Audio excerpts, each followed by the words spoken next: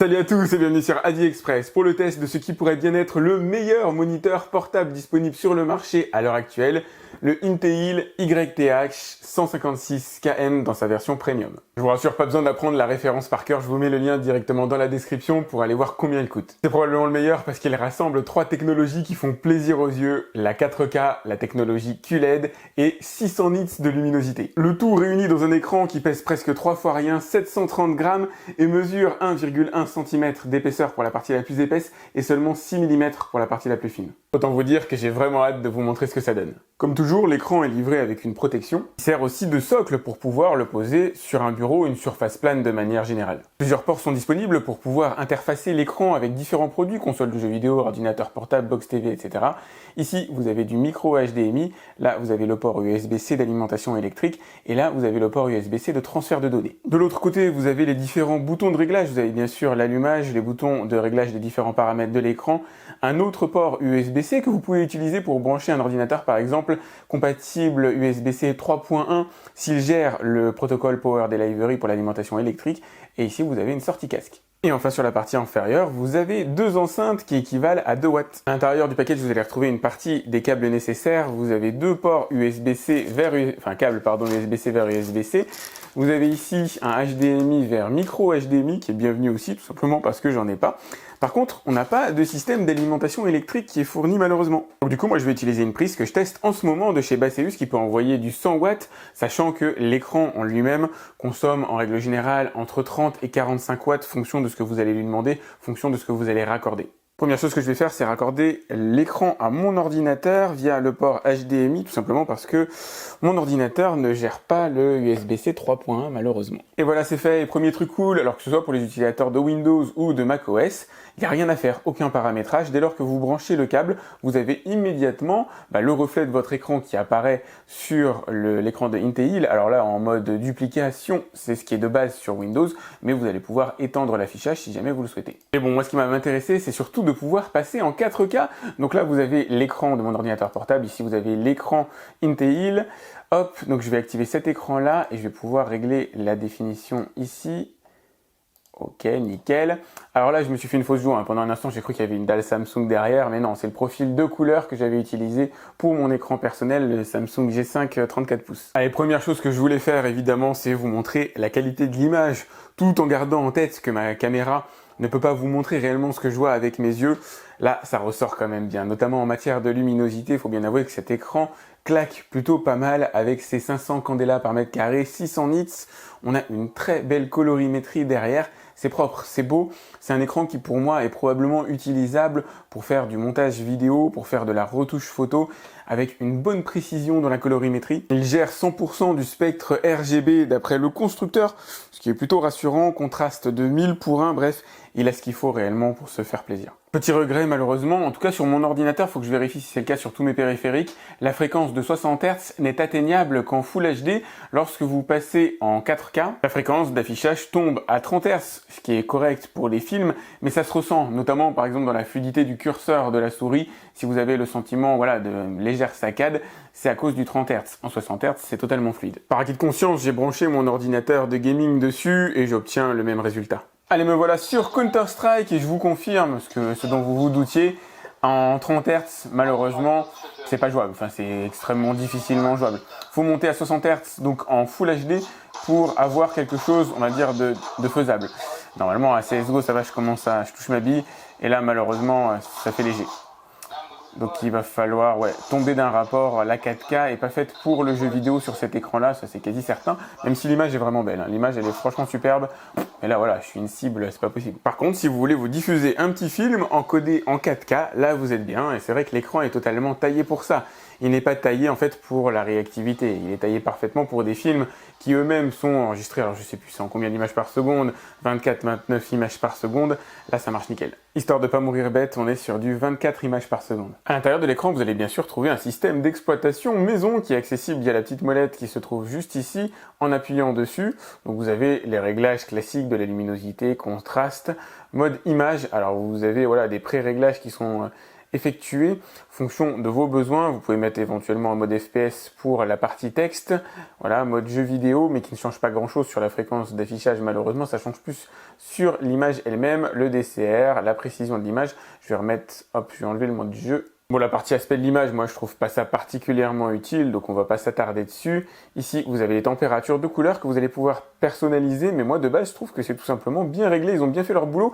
Vous avez d'ailleurs sur leur site, ils montrent une espèce de tuto, comment ils ont effectué leur réglage, comment ils les ont contrôlés, c'est assez intéressant.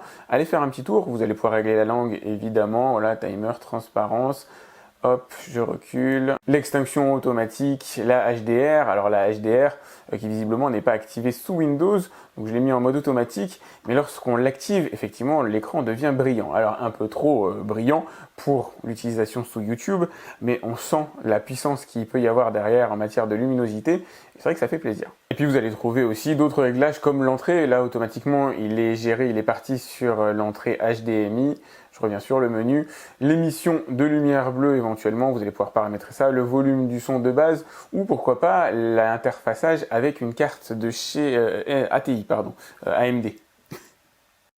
Ce qui est étonnant, c'est qu'il me dit que le potentiel d'affichage ici est bien en 4K 60 Hz. Mais moi, j'ai toujours pas réussi à l'activer, en tout cas pas sous Windows. Allez, changement d'ambiance, me voilà sur mon PC fixe avec une Radeon RX 570 à l'intérieur. Je peux toujours pas voir la RTX 3060 vu son prix en ce moment.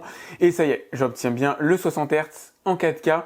Ça fonctionne nickel et est branché directement sur la prise HDMI de ma carte graphique et ça va me permettre cette fois-ci de pouvoir tester CSGO en 4K. Et là, vous allez voir que l'affichage n'a absolument plus rien à voir. Je me suis même permis d'activer le FreeSync. Là, vous allez voir, là, c'est vraiment le jour et la nuit en matière de fluidité.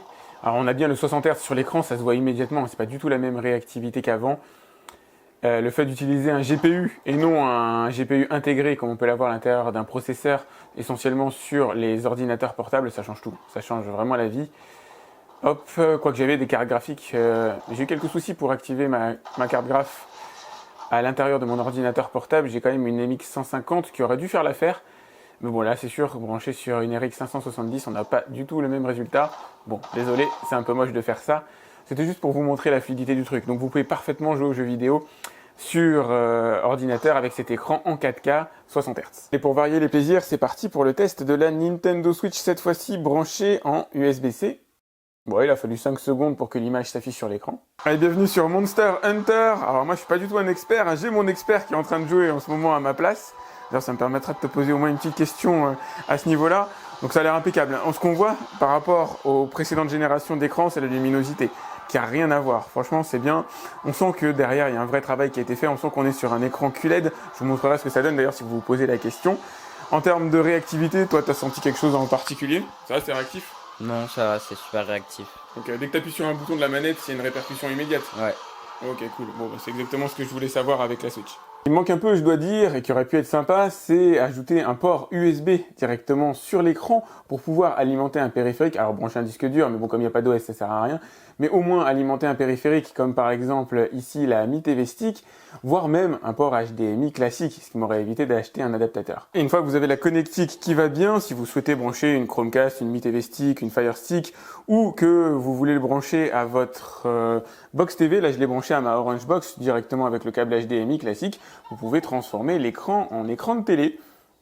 Et le plus étonnant, c'est que le son est pas mauvais. Je m'attendais vraiment à quelque chose de beaucoup plus pourri, et c'est franchement honnête pour un écran de ce genre.